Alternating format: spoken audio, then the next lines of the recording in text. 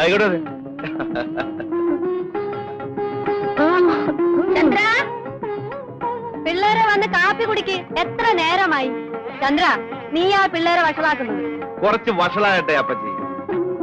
അല്ല, അപ്പച്ചി ഒന്നേരുത്തി. നീ പോടാ നിന്റെ പാട്ടിന്.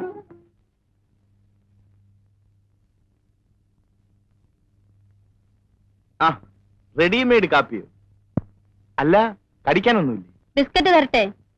എങ്കിൽ പിന്നെ കാപ്പി ഒരു മുലക്കുപ്പിയിൽ ഒഴിച്ചു കൊണ്ടുവരുന്നതാ നല്ലത്. നിന്റെ ഈ കുട്ടിക്കളി എന്നാ മാറുന്നത്?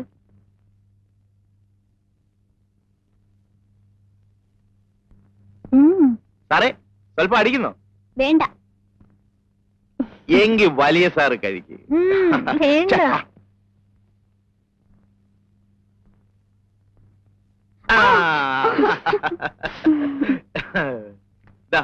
മമ്മിയുടെ കത്തുണ്ട്. മമ്മി എന്താ കത്തിലെഴുതിയിരിക്കുന്നത്? രമണി നന്നായി പഠിക്കുന്നുണ്ടോ, ഞാൻ പഠിപ്പിക്കുന്നുണ്ടോ എന്നെല്ലാം എഴുതി ചോദിച്ചു. ഞാൻ ഇന്ന് തന്നെ മറുപടി എഴുതും. എന്തെഴുതും? 2 എണ്ണവും പഠിക്കുന്നില്ല, കൊന്ന പോലെ വളരുന്നുണ്ട്.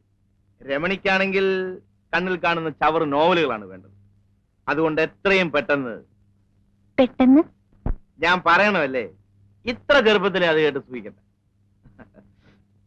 ഡാഡിക്കും മമ്മിക്കും നമ്മളെ ഇഷ്ടമേ അല്ല. അവർക്ക് ഇങ്ങോട്ട് വന്നാലെന്താ? അവരവിടെ കഴിയുന്നതേ സമ്പാദിക്കാനാ. അവരൊന്നും ഇങ്ങോട്ട് വന്ന് കിട്ടിയാൽ മതിയായിരുന്നു. ഈ തേങ്ങയുടെയും പിണ്ണാക്കിന്റെയും കണക്കെടുത്ത് നിർത്താമല്ലോ. ചന്ദ്രേട്ടനും ഞങ്ങളെ കൊണ്ട് ബുദ്ധിമുട്ടായോ? ആഹാ, മോള് പ്രായത്തിനൊത്ത ചോദ്യങ്ങൾ ചോദിച്ചാൽ മതി.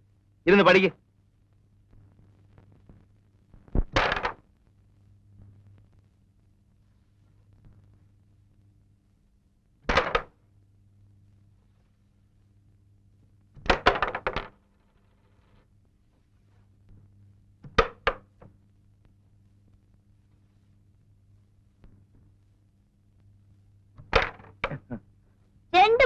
ജയിച്ചത്? ഓ പിന്നെ അടുത്ത ബോർഡ് ഞാൻ കളിക്കും. വേണ്ട, ഞാൻ കളിക്കാം. അത് പറ്റില്ല, ഞാൻ കളിക്കും.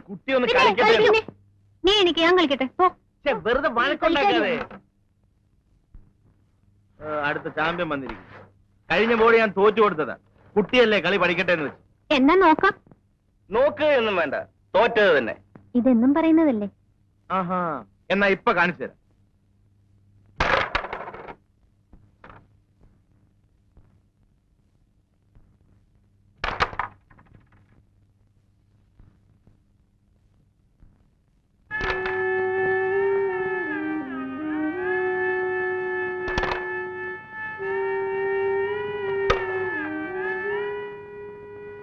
Come on, hurry up.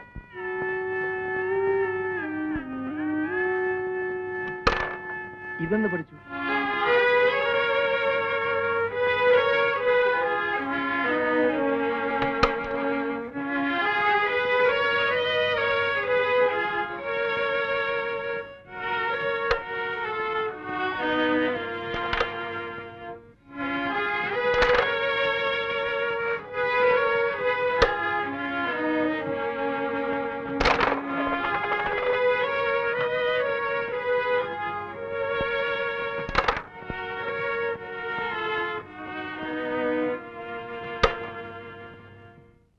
ഇപ്പൊ ആരാ ജയിച്ചത്?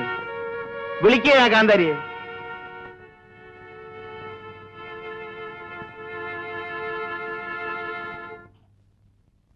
എന്തിനാ എന്റെ കുട്ടി ഈ മഴയത്ത് നനയാൻ പോയത്?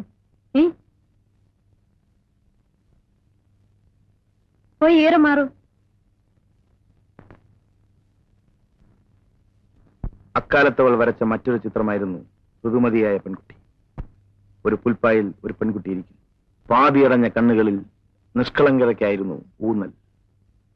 പക്ഷെ ചുണ്ടുകളുടെ കോണിൽ പതിയിരിക്കുന്ന നാണത്തിൽ പൊതിഞ്ഞ ചിരിയിൽ ഞാനും ഒരു പെണ്ണായി എന്ന ഭാവം. കറുത്ത കരയുള്ള മുണ്ടും കറുത്ത പുള്ളികളുള്ള ഇറക്കം കുറഞ്ഞ ജാക്കറ്റും, മാറിൽ കൂമ്പുന്ന യുവത്വം, കവിളുകളുടെ അന്ത്യത്തുടുപ്പിൽ നേർത്ത വിളർച്ച വ്യക്തമാക്കിയിരിക്കുന്നു. അവൾ ഉറക്കമായെന്ന് തോന്നുന്നു. കഴിഞ്ഞ അരമണിക്കൂറായി ഒന്ന് തിരിയാൻ പോലും കഴിയാതെ ഇവിടെ ഇരിക്കുന്ന എനിക്ക് ഇപ്പൊ രക്ഷപ്പെടാൻ തോന്നുന്നു. ഒച്ചയുണ്ടാക്കാതെ പുറത്തിറങ്ങുകയാണ് വേണ്ടത്.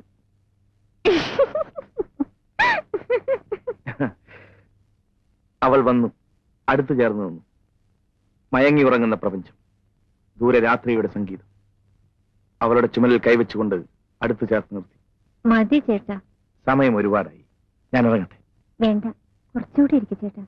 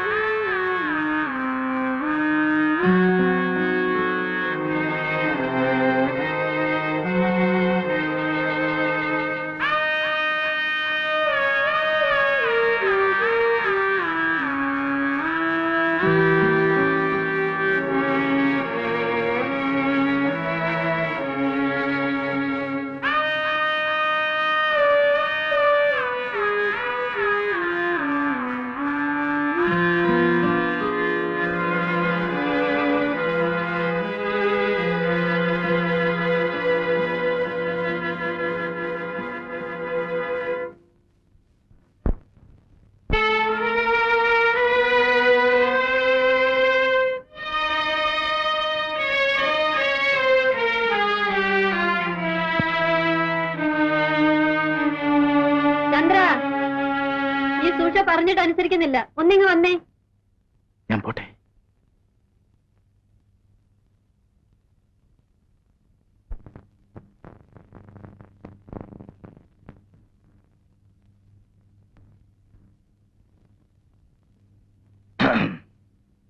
ചേട്ടനൊന്ന് ഓഫീസിൽ പോയില്ലേ? എന്നും ഓഫീസിൽ പോയിട്ട് എന്താ ഒരു സുഖം? അല്ല, അപ്പച്ചേ പോരും. വൈകുന്നേരം ആവുന്നാ പറഞ്ഞത്.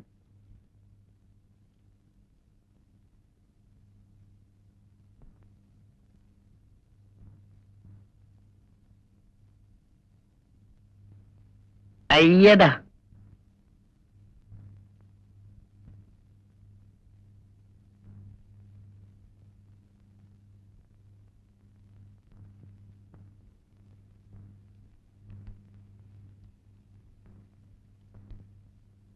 delta d1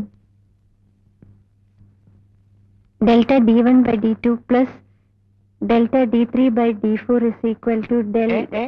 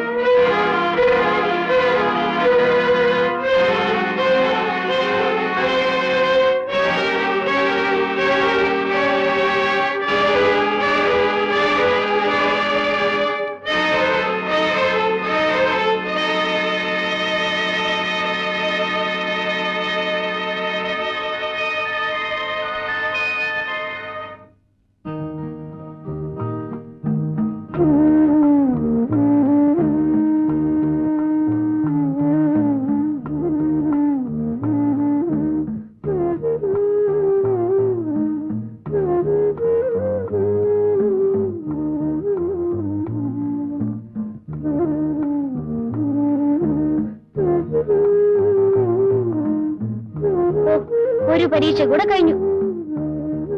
പഠിപ്പിക്കാത്ത ലെസണിലെ ക്വസ്റ്റ്യൻസ് ഉണ്ടായിരുന്നു ചേച്ചി, ഞാൻ അതിനും ആൻസർ എഴുതി.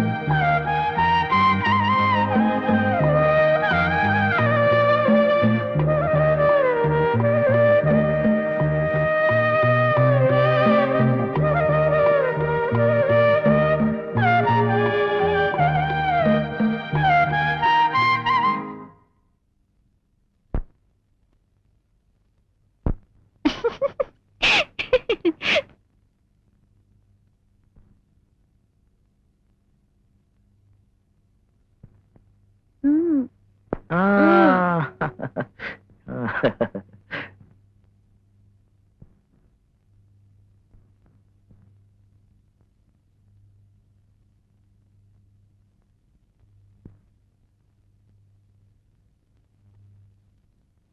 വേഷത്തിൽ നീ മനോഹരിയാണ്. ആരും നിന്നെ ഇഷ്ടപ്പെടും. എനിക്ക് ചേട്ടന്റെ ഇഷ്ടം മാത്രം മതി. എന്റെ മാത്രം?